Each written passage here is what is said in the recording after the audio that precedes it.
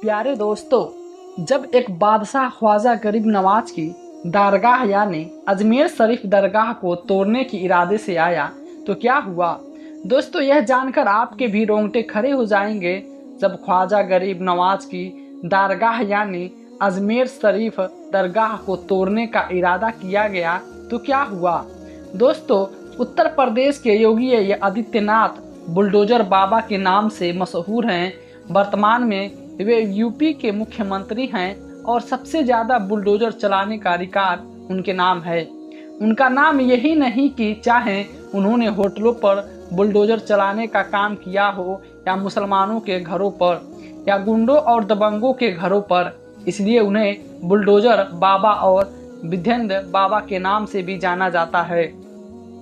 लेकिन दोस्तों, इतिहास में एक घटना है जब एक राजा ख्वाजा गरीब नवाज की दरगाह पे आया और उसने कसम खाई कि अगर उसे आने अपने सवाल का जवाब नहीं मिला तो वह दरगाह को नष्ट कर देगा।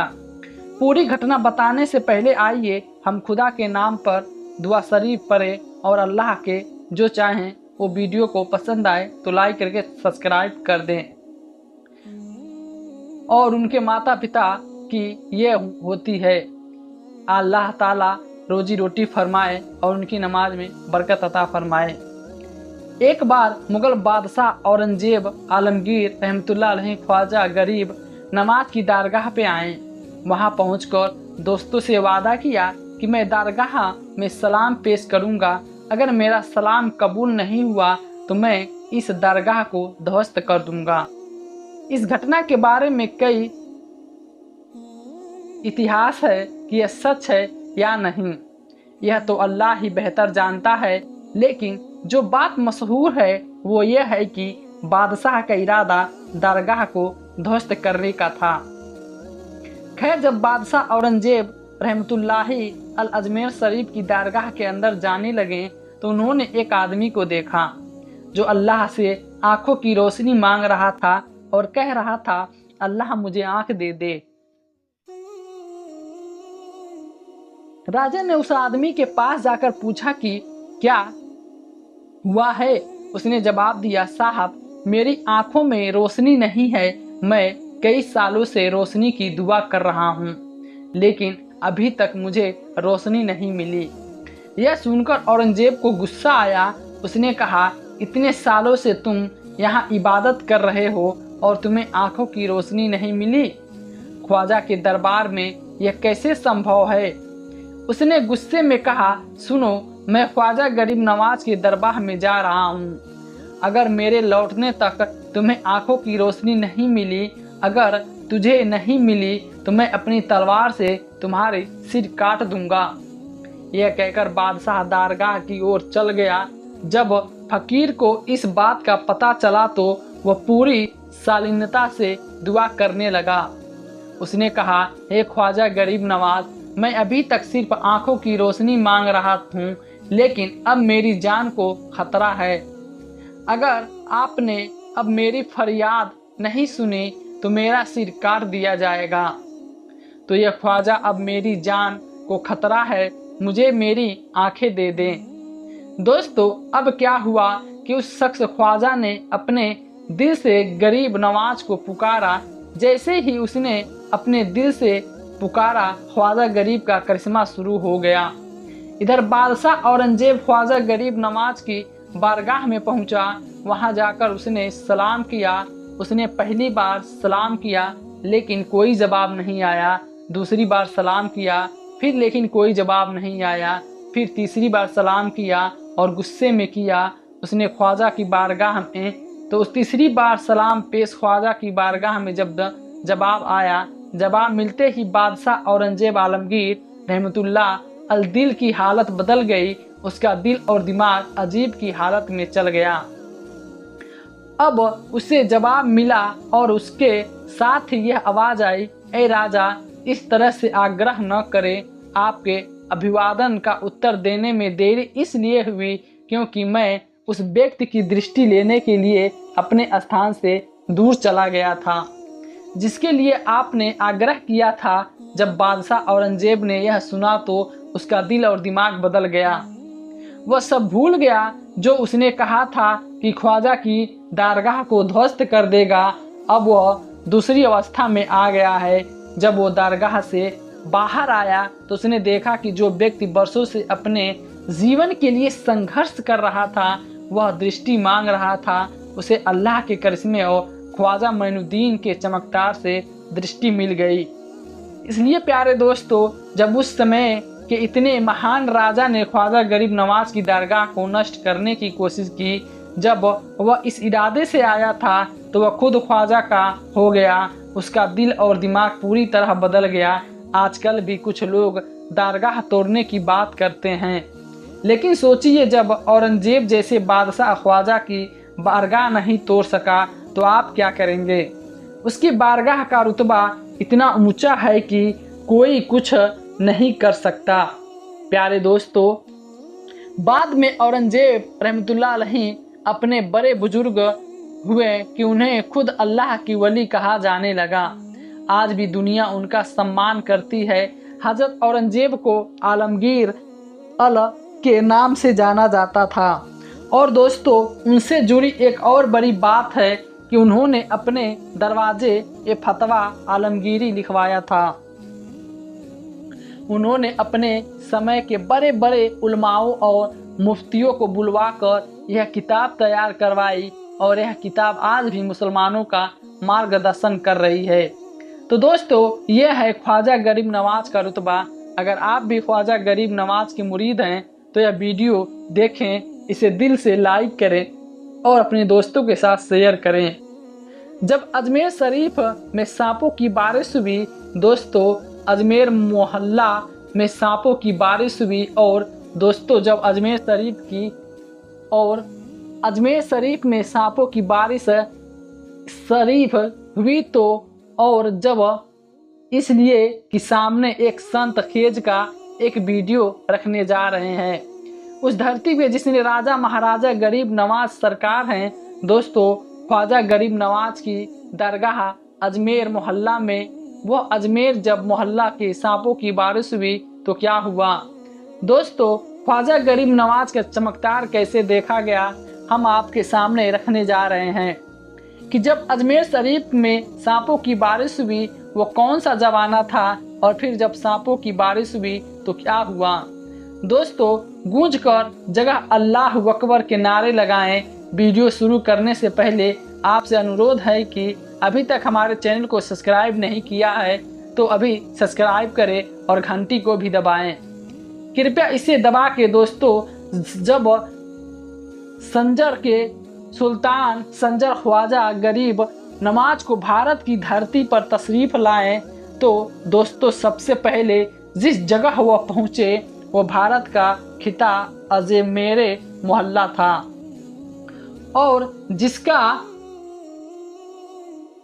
शासन अजमेर मोहल्ला में चल रहा था वो पृथ्वीराज चौहान ही थे। जब ख्वाजा गरीब नवाज भारत आकर लोगों को दीन की दावत देने लगे तो उन्हें इस बात की भनक लग गई। राजा इतने चिंतित हुए कि राजा ने ख्वाजा गरीब नवाज को अजमेर से निकलवाने का फैसला कर लिया।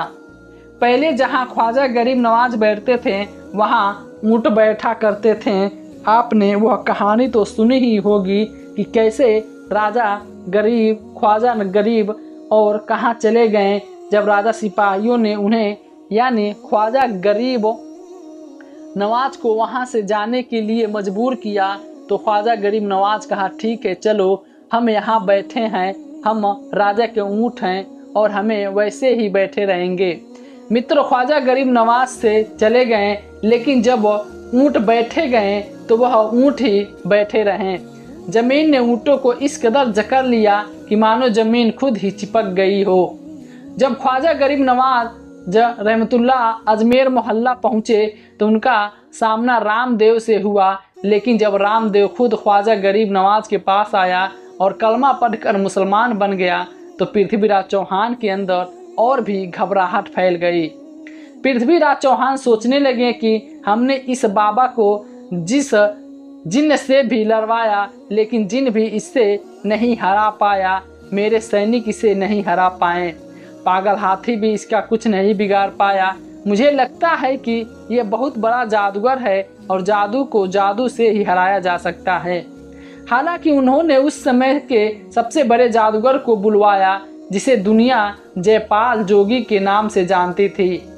राजा जयपाल जोगी को दरबार में बुलाता है और उसे बुलाने के बाद वह ख्वाजा गरीब नवाज की पूरी हकीकत उनके सामने रखता है कि कैसे उसने अजमेर में रहना मुश्किल कर दिया है, कैसे वह लोगों को हक और किस्मत की दावत दे रहा है, कैसे सुल्तान अल हिंद इस्लाम की दावत दे रहा है। हमने बहुत कोशिश की लेकिन वह भागा नहीं, इसलिए हमें किसी भी तरह से ख्वाजा गरीब नवाज को अजमेर से भगा देना चाहिए। अब दोस्तों, वह उस समय का सबसे बड़ा जादूगर था। वो बहुत घमंडी था और बोला, बादशाह मैं टेंशन लेने वाला नहीं हूँ, मैं उसे एक पल में भगा दूंगा और अगर वह अजमेर से नहीं भागा और अजमेर खाली नहीं किया तो उसकी जान जा सकती है। बहरहाल जयपाल जोगी ख्वाजा गरीब नवाज से भिड़ने जाता है। अपने साथ जयपाल लगभग 2500 छोटे जादूगरों को भी ले जाता है। ख्वाजा गरीब नवाज को जयपाल जोगी के आने की खबर मिलती है। अनुयायियों में थोड़ा डर था कि जयपाल जोगी उस समय के सबसे बड़ा जादूगर सुल्तान उल हिंद ख्वाजा गरीब नवाज थे। बताया जाता है कि साहब आज जयपाल आपसे मुकाबला करने आ रहा है। वो जयपाल जिसके जादू का मुकाबला कोई नहीं कर सकता, वो जयपाल जिसने आज तक कोई नहीं हरा पाया, जिसने भिंडा या जयपाल के शब्द से ख्वाजा गरीब नवाज के सामने रखे जाते हैं। ख्वाजा गरीब नवाज कहते हैं, मेरे अनुयायियों घबराओ मत, मैं एक घेरा खींचता हूँ, एक रेखा खींचता हूँ, मैं इसे इस घेरे के भीतर ले जाता हूँ। जब तक मैं जयपाल का सामना करता हूँ आप में से कोई भी इस घेरे से बाहर नहीं आना चाहिए। हालांकि ख्वाजा गरीब नवाज ने एक रेखा खींची और सभी अनुयायियों इसके भीतर आ गए। अब जयपाल ख्वाजा गरीब आते हैं और नवाज को धमकाया जाता है। उसके बाद ख्वाजा गरीब नवाज उनसे डरते नहीं हैं। दोस्तों, मैंने सोचा कि जो अल्लाह से डरता है वो जादूगर से कैसे डर सकता है। ख्वाजा गरीब नवाज पे जयपाल की किसी भी बात का कोई असर नहीं होता है। जयपाल क्रोधित हो जाता है और अपने शिष्य चापा से कहता है कि उन पर जादू करो और उन पर सांपों की बारिश करो। दोस्तों, उनके बाद जोगी ने एक ऐसा जादू किया कि आसमान से सांप गिरने लगे। जी हाँ दोस्तों, अजमेर मोहल्ला की धरती पर आसमान से सांप बरसने लगे। खासकर जिस जगह ख्वाजा गरीब नवाज और उनके चाहने वाले थे वहाँ सांप बरसने लगे। लेकिन ख्वाजा का करिश्मा तो देखिए दोस्तों, ख्वाजा का चमत्कार तो देखिए। किसी भी सांप की हिम्मत नहीं हुई कि वो ख्वाजा गरीब नवाज ने जो घेरा जमीन पे बनाया था उसके अंदर आ सके, बल्कि सारे सांप उस घेरे के बाहर ही गिरे। दोस्तों, जब जादूगर ने देखा कि सांपों की बारिश भी ख्वाजा जैसी ही है, वो उनका कुछ नहीं बिगाड़ सकती, तो उसने ऐसा जादू किया कि आसमान से आग बरसने लगी। फिर भी आग भी ख्वाजा गरीब नवाज के घेरे के अंदर नहीं पहुंच पाई। फिर दोस्तों, जयपाल ने सारा बखेड़ा खड़ा कर दिया। जोगी और ख्वाजा गरीब नवाज उनके चाहने वालों का कुछ नहीं बिगाड़ पाए। इसलिए आखिर में उन्होंने सोचा कि जब मैं आसमान में उड़कर उनसे बदला लूँगा और उन पर जादू करके उन पर जादू कर दूँगा। उसके बाद उन्होंने हिरन की खाल फेंकी और उस पर फेंक दी। दोस्तों, बस इतना देखना था कि ख्वाजा गरीब नवाज अपने खदवा को हुक्म देते हैं कि जाओ, कुफर आसमान में है और तुम यहाँ हो, जाओ उसे पकड़ो और मेरे आंगन में ले आओ। दोस्तों, फिर क्या था, ख्वाजा गरीब नवाज का खदवा ऐसी बारिश होती है कि जयपाल जोगी डर के मारे दर्द के ख्वाजा गरीब नवाज के पैरों में गिर जाता है। और जब वह पैरों में गिरता है तो ख्वाजा गरीब नवाज उसी जयपाल जोगी को कलमा सुनाते हैं। वही जयपाल जोगी आज भी है। आज तक दुनिया अब्दुल्ला बयाबानी के नाम से जाना जाता है। आज भी कुछ लोग भटक जाते हैं और अगर वह अब्दुल्ला बयाबानी के नाम से दुआ करते हैं तो अल्लाह उन्हें सलामत रखे और उन्हें रास्ते दिखाए। प्यारे दोस्तों, आज हम आपको एक हैरान कर देने वाला घटना बताने जा रहे हैं। एक हाफिज कुरान लड़की ने सांप को जन्म दिया। जब ये खबर कॉलोनी के लोगों को पहुंची तो हर कोई चीख पड़ा। ये दिल दहला देने वाली घटना है।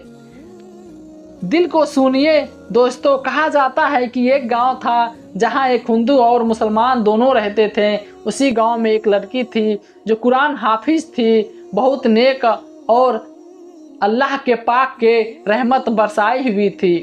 वह बहुत खूबसूरत और हसीन थी और वह खूबसूरत के साथ साथ उसे बेहतरीन शख्सियत का भी वरदान मिला था। वह अपने माता पिता की इकलौती बेटी थी। उस गांव में एक छोटा सा मदरसा था जहां वो कुरान पढ़ने जाती थी। रास्ते से गुजरने वाले लोग उसकी खूबसूरती देखकर पागल हो जाते थे।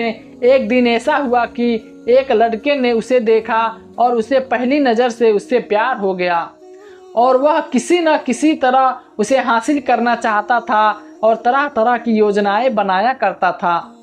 लेकिन अल्लाह को यह मंजूर नहीं था कि एक हिंदू लड़का मुस्लिम हाफिज कुरान लड़की से शादी करे। इसलिए उस लड़की ने एक मुस्लिम लड़के से शादी कर ली। वो अपने नए घर में बहुत खुश थी, लेकिन वह हिंदू लड़का ईर्ष्या के आग में जल रहा था। वो पागलों की तरह चिल्ला रहा था और कहने लगा कि अगर ये मेरी नहीं हुई तो मैं और किसी का नहीं होने दूंगा। ऐसे में वह लड़का उस पे टोना जादू करवाता है और जादू सीखता है और उसका घर बर्बाद कर देता है। तो दोस्तों, ये थी आज की एक छोटी सी कहानी। उम्मीद करता हूँ यह वीडियो आपको अच्छी लगी हो तो चैनल को सब्सक्राइब करना ना भूलें। खुदा हाफिज।